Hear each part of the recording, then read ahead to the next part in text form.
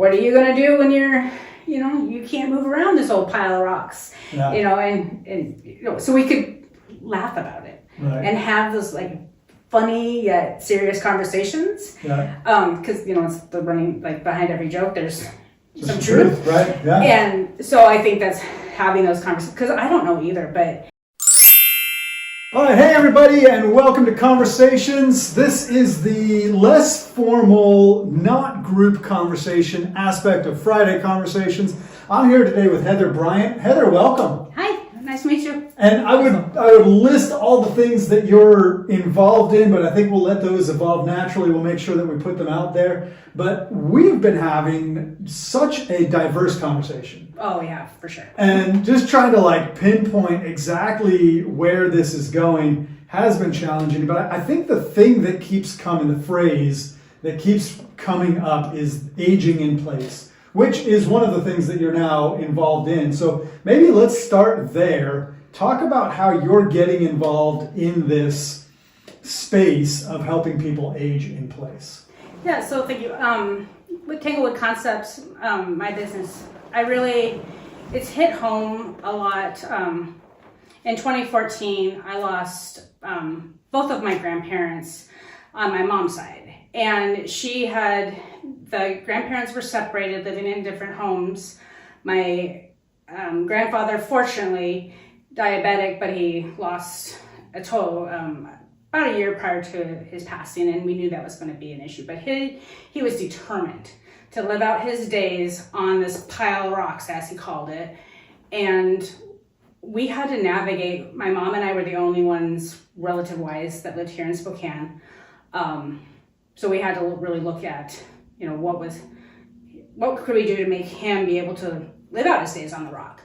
And during that time, my grandma, who had been pretty much, hoarder, she had a lot of issues, but she was kind of isolated out in the valley. And my mom we tried some assisted living facilities just based on her status at the time, but she's a night walker. And this is who I'm going to be. I resonate with that. Sure. I go to bed fairly early, but then 2 a.m. I'm like, whoa, let's go. Yeah. And a lot of facilities have an issue with that. The residents are still supposed to be kind of on a schedule. Okay, interesting. So medication was all wackadoodle, and so we moved her into another facility, like a smaller home, same issue. Georgia just doesn't sleep at night, so we can't have her. Wow. So during this time, my mom ended up actually having to move my grandma into her home. Wow. Because it was, she was like, I can't do anything else, and I cannot have my mom be in a bad situation. Sure. Yeah. Regardless of our past history, etc. So my mom had to figure out in her own house how to get my grandma, who was really developed by dementia. She had enough strokes by that point. She was pretty much off the planet. But with the wheelchair, with the walkers, how to get my grandma out her space. The garages are always lower for fumes. Sure. Yeah. And this became part of the process. And then again, my grandpa outed and he was a stubborn man. Yep. Bless his soul, my business is named after his farm. But there was things that we tried to do for him. Yeah. Like moving into the big master bedroom with the bathroom off of it, and he refused. Sure. Because, and so we learned a lot of the things that we're supposed to do. Yeah. For aging in place, and the things where you figured out you have to make it work for the person aging in place. Yeah. So that's where it became more passionate. And then I started reading the checklist, and I was like, no, I can do that to myself now and make my life easier. Right. First thing I did when we moved into our house, it had all the old style round knobs, which are not my taste anyways. Sure. So replaced them all with lever locks, because I'm one of those, I lived in third floor apartments where you carry all the groceries upstairs anyways, and then you're like, oh yeah, my elbow is. So lever locks are handy, and that's one of those things that it's an easy upgrade. Yeah. And then when I was reading the checklist, it was like, replace all your round knobs with lever handles, and I'm like, check. Yeah, I don't need to be old to do that. Yeah. And hallways with long, longer hallways when there's just one light in the center of it, and it's like, that's pretty dark. And adding light is so easy now with remote lights. So that's, there's just so many things that I started reading and that's what I was saying, like aging in place, where it's really not just about getting old, but it's like, how can my life be convenient now? And thinking about the future and what does that mean? And there's so many aspects to it of like thinking about getting old without the morbid mortality of it. Right. Because I think that's what we're afraid of. It's like, I'm not ready to kick off. So why am I planning for kicking off? And it's like, we all like convenience. That's why, Uber's popular. Uber Eats, so that's where like aging in place really started to come into play, and was my grandparents. So it's like looking. Yeah, and I really like what you just said, and this was like, this is an aha moment for me, right? And this is obvious. Like our audience is gonna be like, duh, but it was just the way you articulated it that really like just brought this home for me. That there's a two-sided coin to this, or there's two aspects of this, and one is preparation and awareness, and the other one is being stuck in a moment of like, oh, I wasn't prepared for this. And I think we all have to grapple with the fact that, like, no matter how much preparation we do, there's going to be some things that catch us unawares. And so I think that there's people in the audience right now that have a loved one, and it's we're focusing. I think you said it really well, and I'll even maybe add some articulation to it. It's not necessarily just aging. Like if you could be 14 years old and have sustain a head injury and be confined to a wheelchair for the rest of your life, and all of a sudden, and this is my friend Raphael is in Ghana, is a wheelchair athlete, and so like when he comes here and visits, it's very eye-opening and refreshing to me, like refreshes my memory that there are people that I interact with on a regular basis that are stuck in a wheelchair, that struggle with a lot of these things, and frequently they're unexpectedly dropped on the whole family. And you and I had talked prior, and you just mentioned like what you and your mom and both of your grandparents went through in this season. It impacted them differently than your mom, than you, and all of that navigation. And so I think an aspect of this is like, how do we help the people in our lives when the unexpected strikes? And then the other aspect of it, and this is the part that we can all be more proactive about, and hopefully we'll get into a little bit of our own like challenges with this, but it's like, man, an ounce of prevention is better than a pound of whatever the future tense of that is how do we prepare for that? And you and I talked about life insurance is one thing, but what about that long-term disability insurance? And that's an interesting one to interact with. Or in your example of lever knobs is a great example. It's like, that's an easy one to install now because I like the look of it and it makes life more convenient. And so I'd be curious to jump into some of those other things that we've talked about in that vernacular. But what are the things that you're seeing right now in terms of the people that you serve that are like pain points that they're dealing with that easily could have been avoided by taking some kind of a step in the current tense? Well, I think on the construction side, it's and everybody always talks about widening bathrooms, but I'm like, bathroom or doorways. Sure. It's like, it depends on what point in the remodel process you're in, but I have one client that we're doing their garage into mudroom, and making sure that when we designed it, because we were doing with open palette, it was like, okay, make this door, 32 clear, so a 36-inch wide doorway, so that as people evolve, that's already accounted for in the space. But a lot of those we just don't have like that flexibility. But it's not really that hard. Most people do a lot of home remodelings where they've patched pieces of drywall. Yeah. So, putting in, even bathrooms are a biggie. The doorways are almost always small. Right. So, person in a wheelchair is going to have to be assisted by somebody else. But putting in grab bars, and the biggest thing is like, grab bars. And you think like these institutional, big knobby, like the ADA bathrooms where it's just exactly what I'm picturing. Very industrial.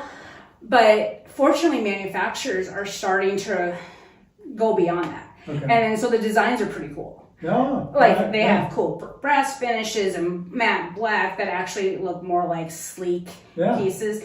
Because again, it's not always about being old. It's like, I know how, I've twisted my ankle. Sure. To the point where I can't put any pressure on it. And then I'm gimping around with some crutches, and having my neighbor friend has the grab bars almost everywhere because it was an elderly house. Yeah. And when I went over there, I'm like, oh, this is lovely. I can just pull. So it's people, thinking beyond the ugly industrial, not even industrial, because that's pretty cool, but just that hospital, I guess, feel, like that old 80s feel, and just really knowing that there's cool product out there that doesn't look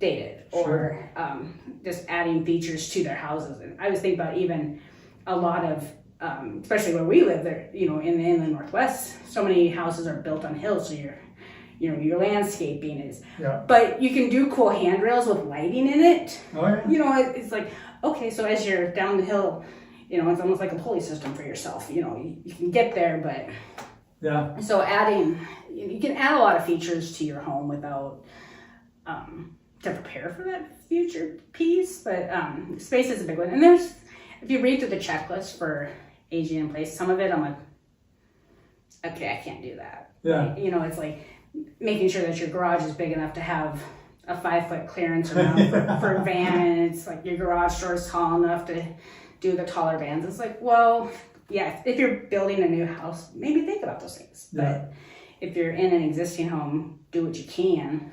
Yeah.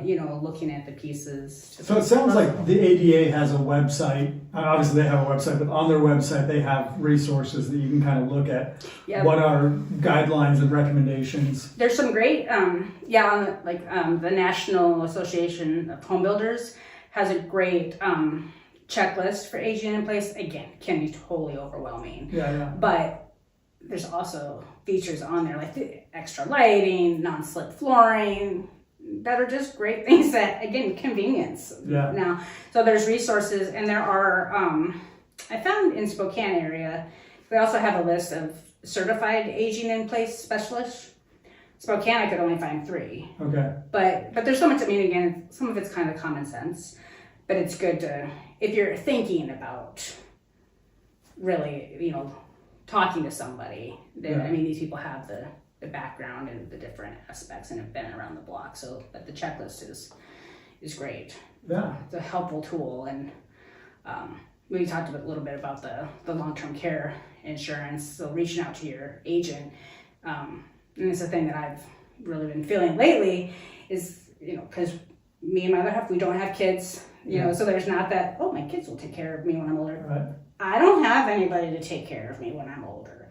And so this insurance, it can be spun off with life insurance, but it's something to look at for, what can help your family while you're still here. Because life insurance is all about once you're gone. Sure, yeah. But there's, as our bodies are being healthier and we're living longer, that most of us have experienced, like we've got at least probably a 5-year span where it's like we have somebody in our lives or ourselves that need that care in the interim. And Medicaid and Medicare aren't necessarily going to cover everything, or the hoops that you have to jump through to get there. Sure. Are things to think about. So we talked about ADA having a resource. And even like insurance agent could potentially guide somebody, but what are some other resources that people could go to? And we've been talking about AI and ChatGPT and stuff like that. But outside of, a Google search, what are some other kind of professionals or fields that deal with this that people could reach out to to say, hey, I'm just kind of trying to figure out me and my circumstance. Maybe, I have a mom and she's very mobile now and she's very savvy and she's putting together. Are there things that I could be interacting with her, questions I could be asking her? Like what are the resources out there for that sort of thing? I would definitely say, I know as simple as it sounds, is doctors and nursing care facilities that are dealing with, but there's a lot of, and I'm going to lose my brain here on what, but the folks that help you place your relatives or loved ones into care facilities. Yeah. Because and what they've seen, like I was talking with one gal the other night, and they had been in that position where they were like the mediator, almost, not the mediator, but helping get people placed. And we worked with them with my grandma at first, but even her, like, she had so much insight into the things that we don't necessarily always think about, even that aren't on that checklist. But a relative that was like, she didn't want to be in the proper bed or the proper bedroom. She just wanted to be on the Chase Lounge that was in kind of because where at this spot, she could watch out the window, right, watch, and we forget about that mental stimulation. Sure. So those people, I think, are really good resources because they've seen so much. Yeah. Because they're always, they will come back and check on their patients that they've placed in different facilities. That's awesome. Too. Yeah. And reaching out to the homes that do assisted living, especially on the smaller, where there's like five residents, not a big facility, because, and asking them questions, like what are their roadblocks?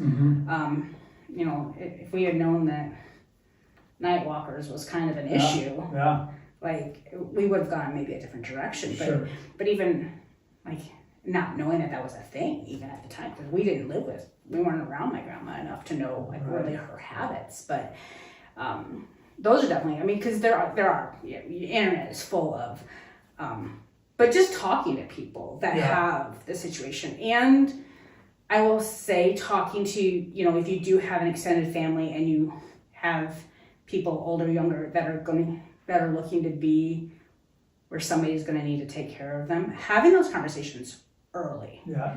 And not being afraid to have those conversations, which is harder. It's way easier said than done. Sure. But having those conversations with your relatives too, because when you're not talking about those, you don't know what everybody else has seen either. Sure. So they're a bigger resource than I think most of us think that they are. That's great. So. Well, and I want to maybe dwell for a minute on that, having the conversation. And a few thoughts occur. One is probably something that we could just do like a quick chat GPT and, what are some ways to bring up this topic with my mom, with my dad, with, loved ones. And I think that's just one of those, like, how do I even broach this topic? Mm-hmm. But the other thing too is like, I wonder how many of us even really know what we want.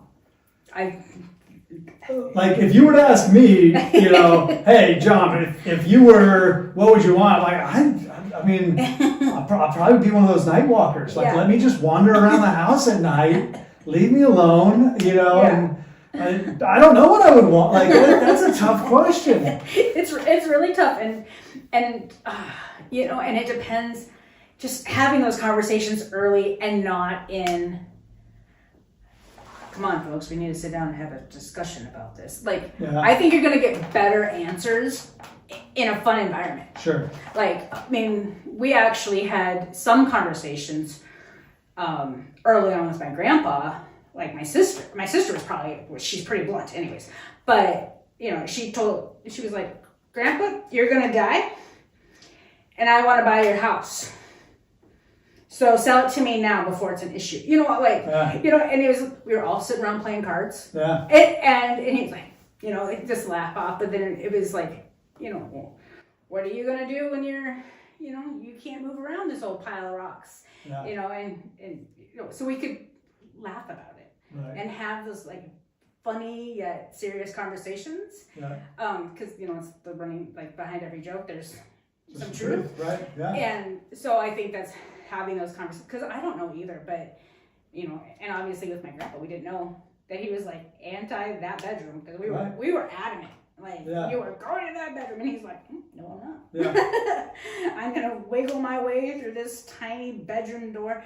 And I think it's maybe a sense of security, too. Yeah. Like, and there was also, like, he wanted, if people came to visit with the kids, they had a room to sleep in. Yeah. So you, like, knowing those persons been there, but not being afraid of the conversations, and, you know, again, easier said than done. We don't want to talk about the end, you know, I mean, but my grandpa was pretty funny about a lot of things when we could have those real conversations, like how he built even the shed over his trailer, where somebody wanted to put a pole in the middle of it for extra support, and he said, figure out how to do it without an extra support, because I'm going to kick off these rocks and that trailer needs to come out. And my granddaughter doesn't have to worry about dealing with a pole in the way, like, so figure it out, you know. And he's like, I'm going to be dead in 5 years. So it's having, sometimes it's easier said than done. I mean, especially if something happens right away. Right. That's a whole different ballgame, but it can cause so much animosity between the relatives that are dealing with it, especially as we all are distanced. Right. You know, again, we got lucky with my grandparents, because my mom and I were both here at least. Yeah. But my sister lived in Louisiana. We were in Colorado and Arizona. Like, we were dealing with here, but that, you know, doesn't necessarily always happen. You hear about stories like, my mom lives in California and she's getting elderly, so she's talking about moving up here, and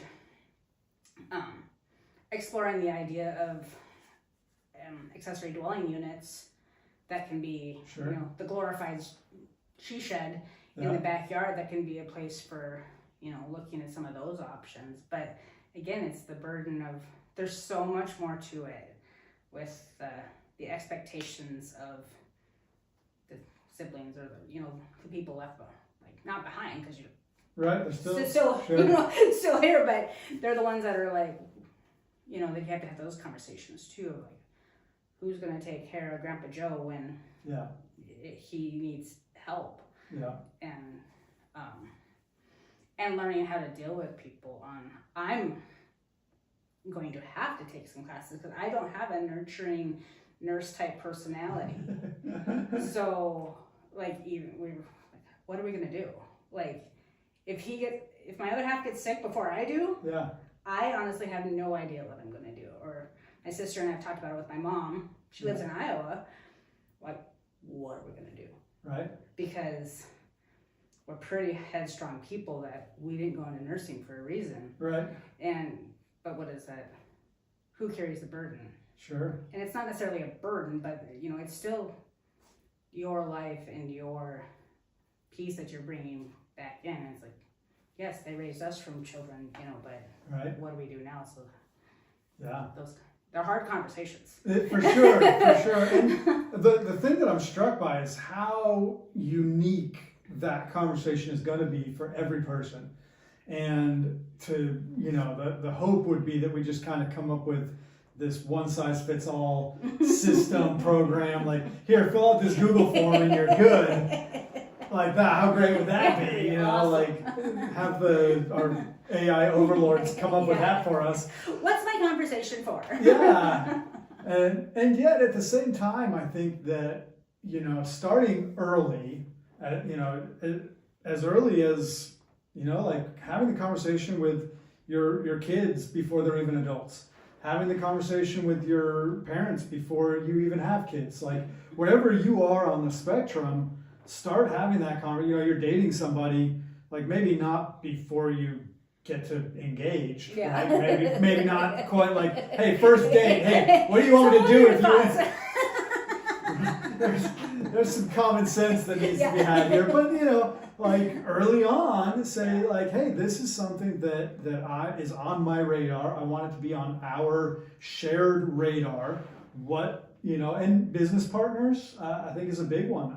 Rob Reuter is a shared contact that you and I have. He talks about that a lot. You know, you have a partnership of 3 partners and one of them dies. what happens? Mm-hmm. But one of them gets severely disabled. What happens? Who takes on what role? Mm-hmm. And then, yeah, as you say, we have, parents with adult children. We have grandparents with adult children, great, adult grandchildren, great grandkids. Like, you've got this whole, and whereas we used to be, I say we, and I say used to be, but, generally America, we sort of had this like proscribed or prescribed, this is the hierarchy. And you look at countries like Japan that are, still kind of very traditional. There's just sort of this like, this is how it is, this is what it is. Mm-hmm. And there's certainly pros and cons with that. That's just not the reality that we live in here in the United States. Right. Is our reality is much more nuanced and complex than that. We talk about critical thinking, and it's easy to like label like, well, this is obvious. Yeah. And maybe for you, obvious is, well, my kids took care, or we took care of grandpa and so, it's just, this is what's expected. And your kids are going, I'm not going to take care of you. Yeah. It's like, okay, so now we have a new dynamic. And I mentioned this last Friday at the big group conversation. I think that our joy and peace that we get to experience in life is very closely tied to our ability to adjust our expectations of outcomes as our reality shifts. Mm-hmm. Right. So like I have an appointment to meet somebody. Well, let's say we're having this conversation here. I'm supposed to be here at 2:00 and I get stuck in traffic. Right. It's like, if I make this shortcut, maybe I can still make it. And so now I'm like, weaving through traffic. I'm trying to, all of a sudden I'm like this angry, tense. Yeah. Yes. And then all of a sudden something else happens. And it's like, now I'm going to actually be late. Like, there's no way to be there on time. And then, so I use the example, like maybe I get a flat tire, right? And it's like, so now I'm like out in the heat. It is a hot day today. Boy, I'll tell you, if we're rewatching this down the road, it's a hot one. Yes. And so now I'm sweating. I'm going to be a mess coming to this meeting. And the spare, for whatever reason, I can't, it's locked into the trunk. I can't, right? All of a sudden it gets to the point where it's like, I'm not going to make it at all. Mm-hmm. Now I pivot, and so I send you a text. Hey, I'm not going to make it. Right? And of course you're gracious. You're like, oh, no problem. We'll meet another time. Like, all of a sudden everything changes. And it's like, oh, now I don't have anywhere I need to be. Mm-hmm. Now I can slow my brain down a little bit and be like, okay, I can call a tow truck. They can come and tow me. They can take care of, mm-hmm. whatever it is. Like, and so I think that, when we become more acclimated with making that shift early, mm-hmm. right? It's like I'm on my way to a meeting, traffic. Oh, wait a second. Okay. And I think about the spiral that happens. I'm better at this now, I think, but like you're in the kitchen and something starts to fall. So like you reach to catch it, and in reaching to catch it, you knock a vase of flowers, right? And that starts to fall. and that, like, all of a sudden, you're just making this huge, and then, like, you stand up abruptly and hit your head on the cabinet, and, like, the whole, all of a sudden, like, the whole house is falling apart, mm-hmm. versus, like, oh, I dropped a knife on the floor. Yeah. Oh, I'm going to pick it up, put it in the sink, clean up the floor, and get a new knife. Yeah. Like, done, right? And so I think we mature into that to a certain extent. I think when we're young, it's like, we just kind of like have to keep all the balls in the air.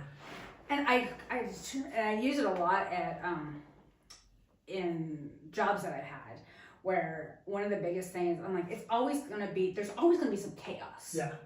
How do we control the chaos to the best of our ability? Sure. And finding intentional chaos as opposed to sporadic chaos. Mm. And that's where it's like, I've had people like come in just like, everything's a 911. And I was like, is it really a 911? Right. Or is it an 811? Like, and how can we just call the homeowner and tell them we're going to be late? Right. I mean, like, yeah, they might be mad, but they'd be more mad if they come up with a broken thing, or the driver's upset and he shows up and all of a sudden he's like grumpy and throwing stuff around. So how do you control that chaos that all of a sudden happens? Yeah. Like in your instance where it's like you're on the way to a meeting and it's like handling that earlier.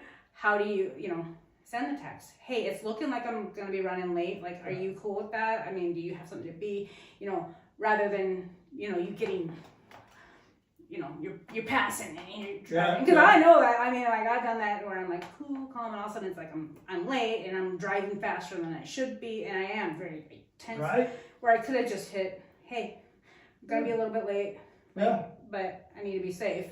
So I'll see it. I'll probably be like 5 minutes late, rather than like all the chaos that comes with it. So again, to your point, like figuring out where you can handle it early and trying to breathe. Like I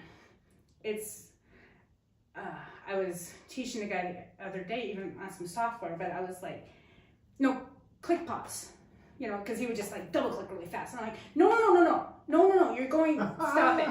I said, click pause, now copy. And then like and it's like, and I found where I can kind of actually play that into my life with like the click pause. Pause. Just take a pause. Yeah. And if you just take a breath, like usually like the knife falls down. It's like, instead of banging my head on something else, just be like, ooh, just embracing that. And it's harder as our society gets busier and faster. Yeah. It's harder to actually find the pause. Sure. But it comes into place so much, I think. Well, and I think this circles back really well to what we were talking about earlier about having the conversation.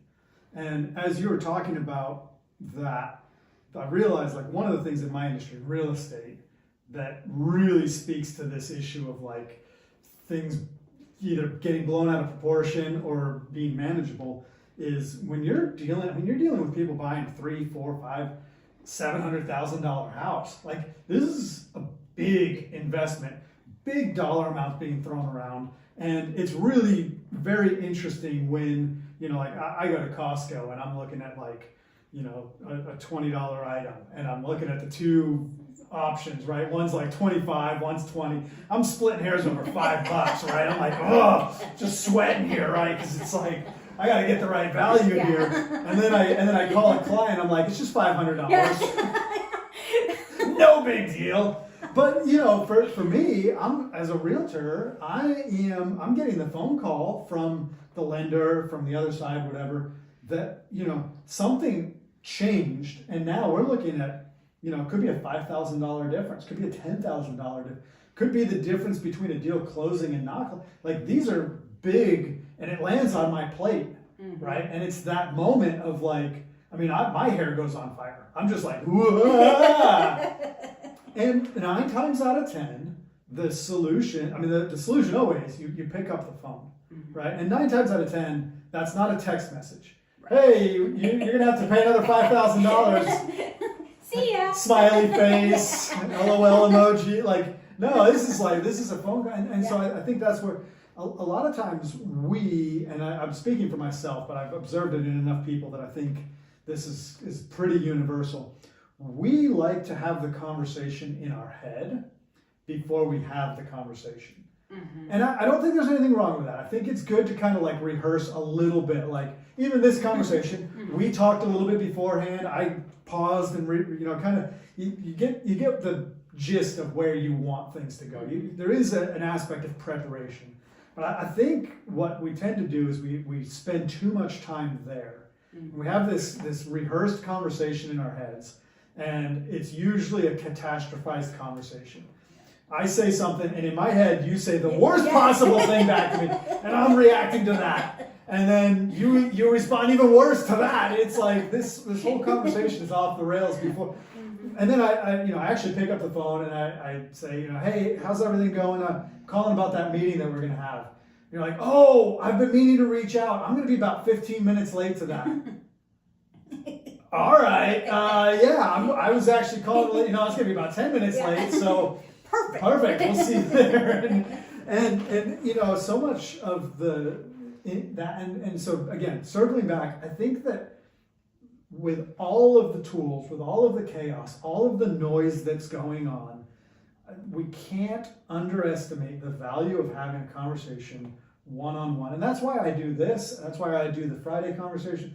Like getting people in a room, and you could ask ChatGPT. You could bring ChatGPT and say like, hey, do a quick Google search on Rob Reuter, Heather Bryant, Jonathan Byron, Zane Schwenman, and input a whole bunch of information and have Google have an hour-long conversation, it's still not gonna replicate what happens when we get in the same room with other human beings, we be human together. And so I think that would be my big, in terms of all of this, is like, whether it's a loved one that's getting close to needing it, whether it's you and your loved one, your spouse, your significant other, your kids, just, be humorous, be whatever it takes, but open up the door for that dialogue to start to happen. Because I think that's where it starts, and it's uncomfortable and awkward a lot of times. Mm-hmm. I think, one of the things that you and I talked about doing is having the conversation of like, how do we overcome that obstacle? Yeah, it's crazy why we we know we need to do it. Yeah. So many, I've had so many conversations about the wills, and like for me, the power of attorney is a big one, like medically, because of my situation.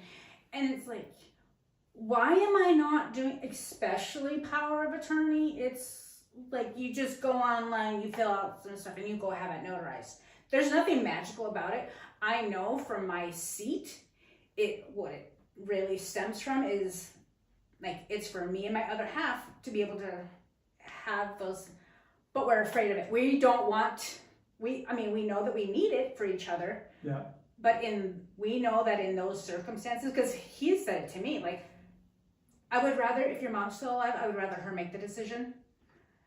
And that's straight up, like, I think part of why we're, because it's like, we don't really want to, like, for our loved ones, we don't, a will's easier, like, you're already, there's only one left, but what it's facing your, and if you have multiple kids, it's like trying to be fair. That was a big one with my grandpa with the will, was like, how is, I need to be fair to all my kids, the grandkids and the grandkids, and and it's like, I don't even know that it's always about mortality so much as like the being fair and not looking like you're choosing favorites too. I think that's I don't know. Everybody's got a different reason why they're not, but to your point, like we were talking about money, and it's like you can go on to ChatGPT and get most of your will filled out, and then go meet with your lawyer, because ChatGPT will, or LegalZoom, any of those have forms that get you thinking about the questions. And that's the part that's tough, right? I think you said that really well, or painted a really good picture. And I said it a minute ago, I don't know what I want. I don't want to have to make that decision. And so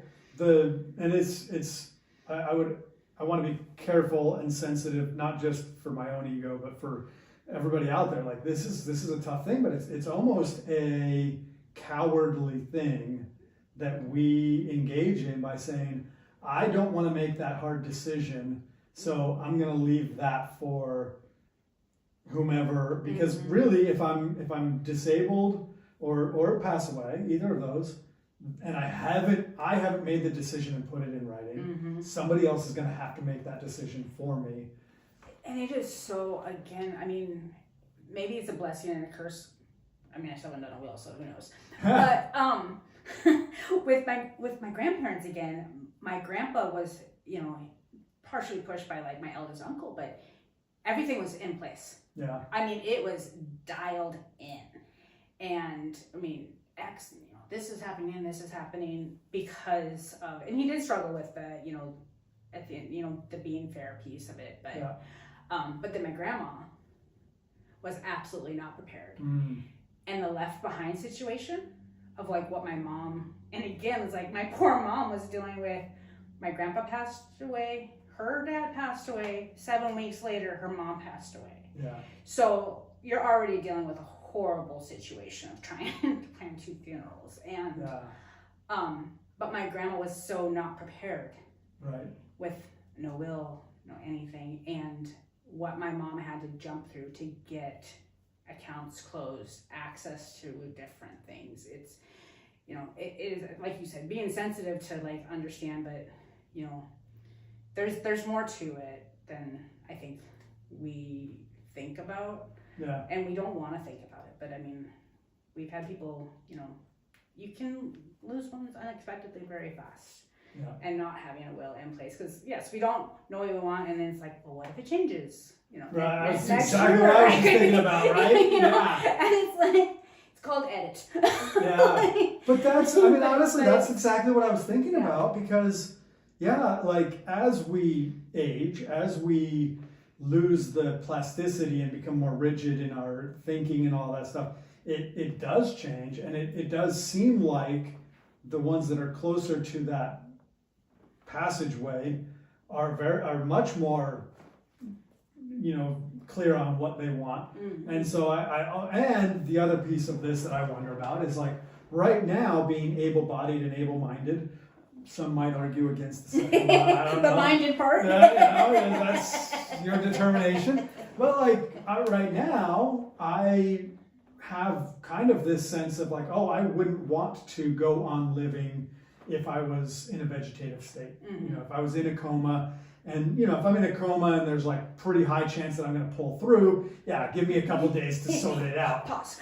But pause, yes, exactly. But if it's like, yeah, we don't really know, and even if he did, and that's my wife, and I've had the conversation, so at least she has a good sense of like what I would want. Mm-hmm. But like, I don't, if I was actually in that situation, does that change? Do I now say, whoa, I didn't mean it. I'm actually pretty comfortable. This is Yeah. the best nap of my life, And so that's a lot of the unknown plays into this, I think. Mm-hmm. And so I think I would take all of that, because now we're starting to turn this into like, which is, you and I talk, this is what I want to avoid. I don't want to overwhelm. I want to give like a clear, I think start having that conversation. Have it towards the people that you care about, and have it with them towards you. And I think that's the piece for me, is like, even if it doesn't ever make it onto paper, if I've had the conversation with my mom, I've had the conversation with my wife, Mm-hmm. I've even had the conversation with my kids, to where if, overnight tonight, something changed, Mm-hmm.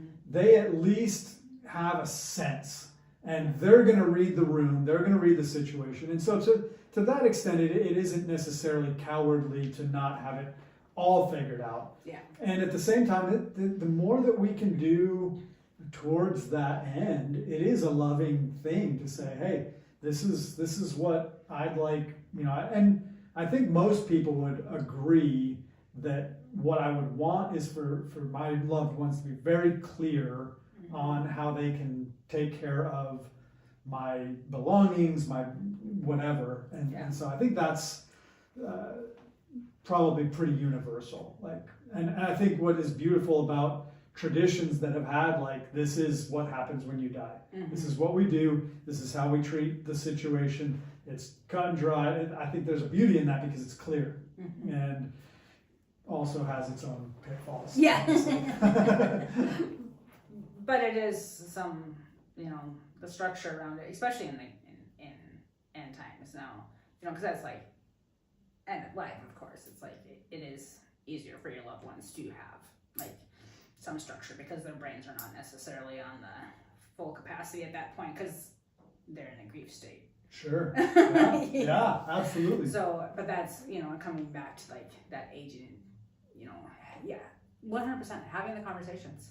Yeah. Is, and not, because the worst ones, in fact, with any argument almost, and it's not an argument, but it's just a sensitive subject. Like, the first conversation about it is always the hardest. Sure. Yeah. You got to break the ice. Yeah, but then after that, it's not as bad, because you've had that initial one, but, not making it seem so taboo. Right. And, I make the jokes about the fact that I'm just going to Thelma and Louise, make it easy on everybody, Right. but there's still an after. There is. There's no getting around it. Yeah. So, but like any preparation that you can take, and like, because for me, I'm a convenience person. So it's convenient for me to have the conversation at least too. It's like, because then it's up there. It's front and center. Yeah. So. Well, and I think that's probably even a good note to end on, is that there is this rhythm between like preparation and living in the moment. Mm-hmm. And I think that we can get so caught up in fear around what's going to happen down the road that we don't enjoy the moment we're living in. Yeah. And then we can get so just wrapped up in living life. Only live once. Yes, that we don't really plan and prepare for the future, and then the future just constantly catches us unawares. And where I live here, I drive past the train a lot, and I get to see the train going by when I'm driving. And there's something very, I'm a guy, so I guess I just grew up loving trains, right? But it's interesting because I formulated this idea that like we can, to a limited extent, we can see the future. And so by that I mean like trains run on a schedule, airplanes run on a schedule. There's a lot of things in life that run on a schedule, even like the sun coming up and going down. Like there are aspects of the future that we know, like we know what the future is. And then there's other aspects of it that we don't, right? The train gets derailed and never makes it to the station. We have 9/11 happen and planes are grounded, and change is a constant. It always happens. And so I think that in this huge topic that we've brought, and we have to come to some kind of consensus for Friday as well, but we'll get there. Really, I think that the resounding thing is start the conversation. Yeah. Have a conversation about what do you want? And then look for resources. I would say argue that one resource would be anything that can help you have that conversation. How do you bring it? Because I think you even mentioned your husband or your partner wants your mom to have that, right? Like, so how do you get him to talk about that? Right? And so like I couldn't think of a specific example, but Melissa and I, as we've had this conversation, we both have mental blocks around it, right? It's like, how can I help her get past hers, and how can she help me get past mine? So that there's tools out there. It's just not like, let's keep having the same conversation over and over again and get frustrated. It's like, okay, we know we need to do this. What are the tools that will allow us to do it? And then I think the piece it's out there, and it's just, the reality is you have to make the commitment. Like, okay, this is important. Talking about wills and power of attorney. Like, it's like, okay, what works for me? What are the things, like, I know I need to do this, and so whether that's putting it on your calendar, setting a goal for yourself that it's like, okay, I'm not gonna sleep tonight until I whatever that check, and so like we all operate on different frequencies, but like, okay, I am now moving this from I know I should to I am going to do this. And I had this would go down a whole nother bunny trail. But I did have a very interesting, I'm very ADD. I've occupied that space. I own it. And I'm also a very big fan of like, a label is just as sticky as you let it be. And so I like to take that label off as well. And so I had specific, I think it was like having to do with my hair. And I had a barber that was like, you need to do this every day, whatever it was. I don't remember the specifics, but I remember saying, okay, I'm going to do it. And he's like, there's no way, because he knows me, right? He's like, there's no way. I was like, no, I'm going to do it. And like, I just put it in my mind that I'm going to do this thing, and I did it. And it was like, I was like, wow, okay, I don't have to own that label. I can choose my outcomes. And so I would say that for both of us, because for me it's putting together a will, for you it's the power of attorney, like we can kind of put it in our own. As you were saying it, I was like, because I know how my brain works, and I'm so habitually early. I don't. Yes. So I thought to myself, this is how I'm going to do this. I'm going to call my friend and I'm going to say, call so-and-so and schedule me an appointment to do the power of attorney. Perfect. Because I'll never call and make the appointment. Yeah. But if the appointment's there for me, I am not missing that appointment. That is, and that's, yes, you just stumbled on like probably like the secret portal, because Melissa and I operate in that, like she does that for me. I'm horrible at scheduling appointments for myself. Clients, like if you introduce me to a buyer, like I'm on the phone, like let's get this going, like that's easy. But like my doctor, like, and I won't go into the specifics of the different things that I've had to have done, but I'm of a certain age where certain things need to be done. And like, quite frankly, if I just tell Melissa like, hey, I need this, can you schedule me an appointment? she just does it, and it shows up on my calendar. You're right. I'm going to be there 5 minutes early, guaranteed. Yep. But if I have like this task of like, oh, I need to call to schedule an appointment, we're 10,000 miles overdue. Like that's just going to happen. So good. All right. So by Friday, hopefully both of us will have made some progress on our That's the goal. shared goals. And we have a built-in accountability. 'Cause Yes. It's Tuesday, so we'll see each other Friday and see how we're doing. Well, Heather, this is a pleasure. This has been great. Yeah, I appreciate you coming on. It's a difficult thing to talk about, but it's super important. So I appreciate you taking the time, and we'll see you on Friday. All right, sounds great.